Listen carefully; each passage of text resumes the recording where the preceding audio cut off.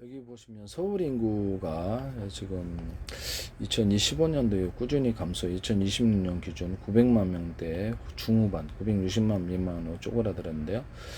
이거를 향후 세종시로 만약 행동수도를 옮기면은 이쪽에서 이주를 해야 되는데 사람들이 안 따라갈 수도 있어요. 안 따라갈 수도 있기 때문에. 그래서 안 따라 여기 부동산 지키고 여기가 거주하기가 대형 인구수가 많으니까 세종시 같은 경우는 사실 지금 상권도 거의 죽었고 여기서 이제 좀 그렇죠. 좀 약간 그렇다 그러더라고요. 거기 있던 분들이 서울로 다시 올라오나 봐요, 주말에는. 그래서 그런가. 그래서 그렇게 됐을 때 인구수가 어느 정도 가더라도 사람들이 안 따라가면 그만이다. 이렇게 저는 그 생각을 하고 있거든요. 안 따라가면 그만이죠.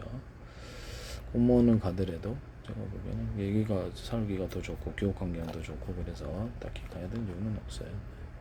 서울 인구는 2015년도에 인구수가 많이 몇백만이라도 가면 이게 완전히 부동산 망하는 건데 우리나라 망하게 하는 그런 요인이 될 수도 있거든요. 저는 그래서 안 따라가면 된다 이렇게 생각하고 있습니다. 2015년에 꾸준히 감소하여 900만대 중후반으로 쪼그라들었다. 부동산은 직격탄이죠. 우리나라 경제의 직격탄이 될 것으로 저는 생각이 듭니다.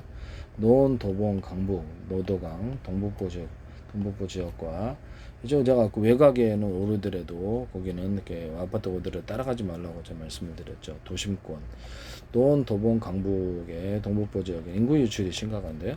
그래서 거주를 할 때 아파트 할 수도 있고 빌라 할 수도 있고 월세도 할 수 있습니다만 인구수가 빠져나간다는 것은 살 사람이 그만큼 줄어들거나 빈집이 많아질 수밖에 없는 부분인데요.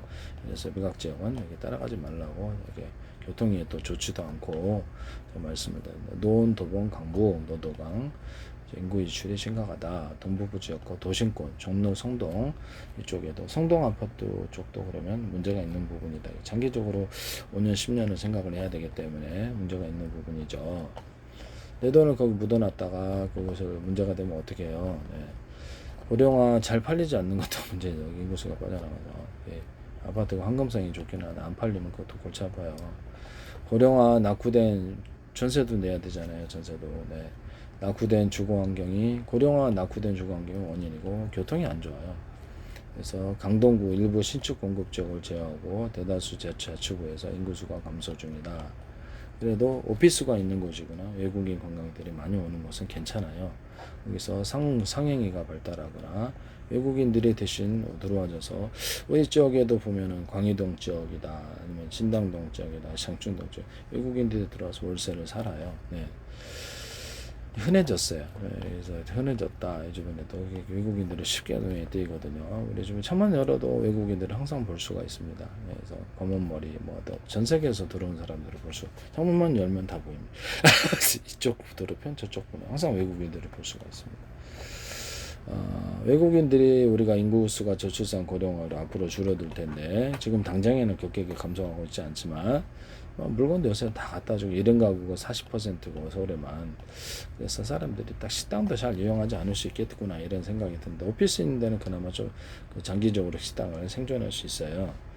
대신 비싸겠죠. 그래서 인건비 없이 가면은 그나마 살 수가 있지 않나. 동북권 노도강, 노원구 동북권 강북은 고령화 직격탄. 20년간 20%에 가까운 인구 감소를 겪었다. 그럼 이건 올라가는데 한계가 있는 것이거든요. 도심권 저출산 고령화 얘들이 없잖아요. 그러면 이게 문제가 생기는 부분인데요. 도심권 및 기타 10년을 생각하지 않았어요. 종로구, 성동구, 주요 업무구 주변의 인구가 15% 이상 줄어들었다. 감수세. 인구가 빠져나가면 집 팔고 나가는 건데요. 근데 전세도 내야 되고 집도 팔아야 될 텐데 나중에 그럼 어떻게 하나요? 인구수가 빠져나갔을 때 인구수가 빠져나간 데는 답이 없는 거예요. 지방도 마찬가지. 지방 도시도 대학교 없어지고 이런 데잖아요. 기업이 있는데 그 기업이 갑작스럽게 장사가 수출 안 돼갖고 기업을 폐업을 했다. 그러면 하루아침에 도심이 죽는 그런 경우도 위험하다 하겠습니다.